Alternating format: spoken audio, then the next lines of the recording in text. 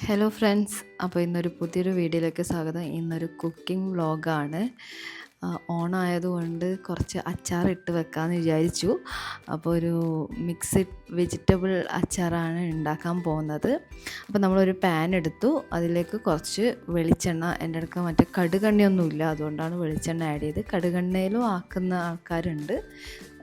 അപ്പോൾ ഞാൻ ഇവിടെ എടുത്തിരിക്കുന്നത് വെളിച്ചെണ്ണയാണ്.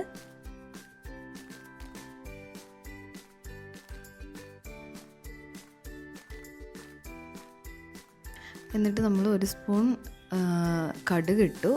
എന്നിട്ട് ഇത് പൊട്ടുമ്പോഴത്തേക്ക് നമുക്ക് ബാക്കി ഇൻഗ്രീഡിയൻസൊക്കെ ഇട്ട് വെക്കാം. ബാക്കി ഇൻഗ്രീഡിയൻസ് ഞാൻ കാണിച്ചു തരാം. ബീട്രൂട്ട്, ക്യാരറ്റ്, മാങ്ങയാണ്, പിന്നെ പച്ചമുളക്, ഇഞ്ചി, വെളുത്തുള്ളി, പിന്നെ ഈത്തപ്പഴം കുതിർത്ത് വെച്ചതാണ്. എന്നിട്ട് ഫസ്റ്റ് നമ്മൾ പച്ചമുളക് ഇട്ട് ഒന്ന് ജസ്റ്റ് ഒന്ന് വാട്ടാം. ഒരു പച്ച കുത്തുമണം പോകുന്നവരെ നമുക്ക് വഴറ്റിയെടുക്കാം.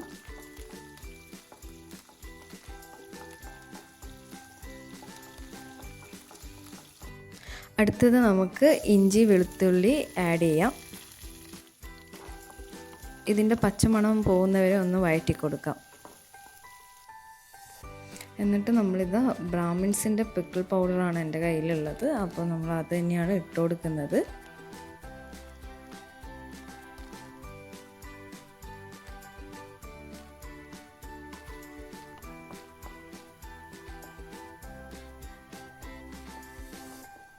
ഇതിൻ്റെ പച്ചമണവും കുത്തലൊക്കെ മാറിക്കഴിഞ്ഞാൽ നമുക്ക് അടുത്ത ഇൻഗ്രീഡിയൻസ് ഇടാം.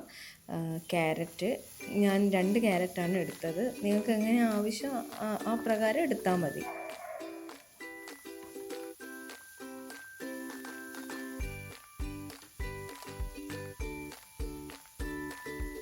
അടുത്തത് ആഡ് ചെയ്യുന്നത് ബീട്രൂട്ട്, ഒരു ബീട്രൂട്ടാണ് എടുത്തത്. അടുത്തത് മാങ്ങ, അത് ഒരു മാങ്ങയാണ് ഇവിടെ ഞാൻ യൂസ് ചെയ്യാൻ എടുത്തത്. എന്നിട്ട് എല്ലാം കൂടെ ഒന്ന് നന്നായിട്ട് മിക്സ് ചെയ്യാം.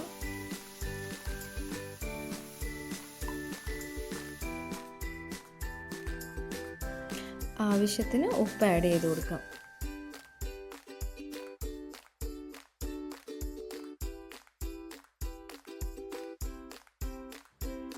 എന്നിട്ട് നമുക്കൊന്ന് മൂടി വെച്ചിട്ട് ജസ്റ്റ് ഒന്ന് വേവിച്ചെടുക്കാം. ഇപ്പോൾ വെന്ത് കഴിഞ്ഞിട്ടുണ്ട്.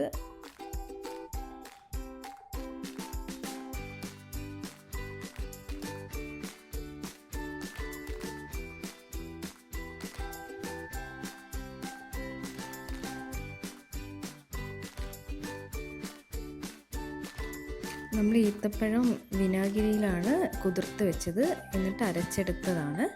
അതും കൂടെ നമുക്ക് ഇതിൽ ആഡ് ചെയ്ത് കൊടുക്കാം. ഈത്തപ്പഴത്തിൻ്റെ അളവും നിങ്ങൾക്ക് എങ്ങനെയാണോ വേണ്ടത് ആ രീതിയിൽ എടുത്താൽ മതി. ഞാനിവിടെ ഒരു 10-20-30 എണ്ണം എടുത്തിട്ടുണ്ട് ഇതിൽ ആഡ് ചെയ്യാൻ.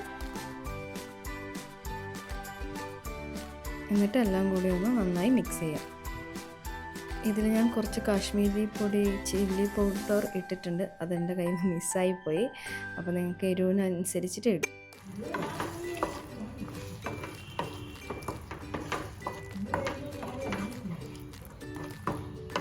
എല്ലാം നന്നായി മിക്സായി വന്നിട്ടുണ്ട്. ആവശ്യത്തിന് ഉപ്പ് ഇടാൻ, ഉപ്പില്ലാത്തതുകൊണ്ട് ഞാൻ കുറച്ച് ഉപ്പ് ആഡ് ചെയ്തിട്ടുണ്ടായിരുന്നു. പിന്നെ കടുക് ഒന്ന് അരച്ചെടുത്തിട്ട് ഒന്ന് ജസ്റ്റ് അതിലേക്ക് ആഡ് ചെയ്യുന്നുണ്ട്.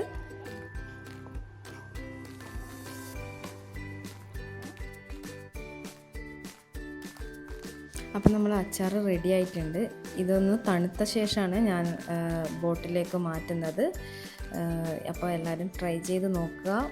അപ്പോൾ അടുത്ത വീഡിയോ കാണുന്നവരേക്കും എല്ലാവർക്കും ബൈ.